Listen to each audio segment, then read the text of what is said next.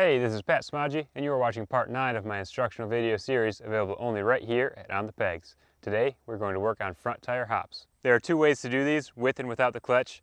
I'm actually going to start without the bike even running. I'm going to hold both brakes the entire time, get up on the pegs, drop my knees down to start the front end moving, and just try to keep it in sync. It's all about timing, dropping your knees down towards the front axle when the front tire hits, and once it compresses and it's ready to rebound, then you snap your knees back and pull your hands to your hips. If you can get that rhythm, it really helps to just keep it going. The biggest problem I usually see is people trying to go too fast and not waiting for the suspension to compress and rebound. So they start to just slam the front end up and down, use a lot of arms, and waste a lot of energy. It can work, but it's not as controllable. It's not as precise as a nice slow hop. You can put it right where you want it and make little movements. Once you have that down, you can work on single hops. So you just want to find your balance, drop your knees, snap them back, pull up with your hands, land, and balance again. Once you get the hops going well enough up and down, it's time to start moving in the direction you want to go, side to side. And to do that, I like to initiate it by pushing a little bit harder on the inside foot peg and pushing down on the inside grip as I compress, and then I correct it by pulling up harder on that inside grip and controlling it with my foot pegs. I also lean my hips into it just a little bit to try to keep my body in the same place I want to be on the bike. Again, both brakes stay completely locked the entire time. Just trying to use the suspension to help hop the bike left and right. And you can do little hops and big hops, but smaller ones are more precise and easier to land balanced.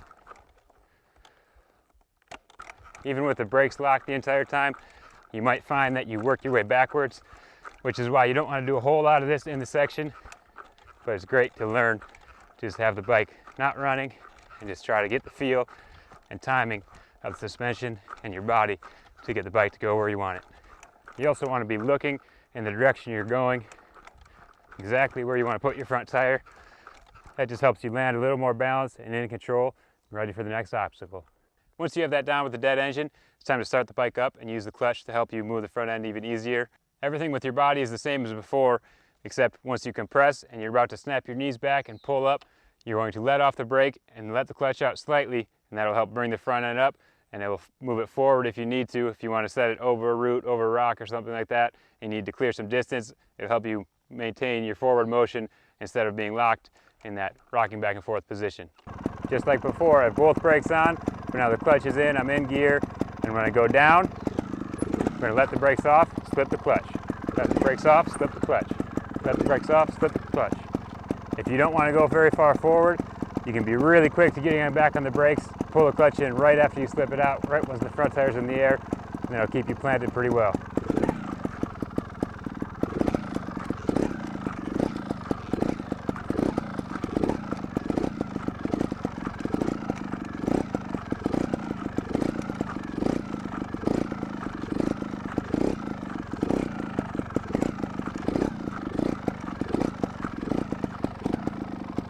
You can probably see the rear tire just moving barely, maybe a quarter turn if that, and that's all it takes to help lift the front end up. You can control it with the brakes and the clutch wherever you want to bring it down.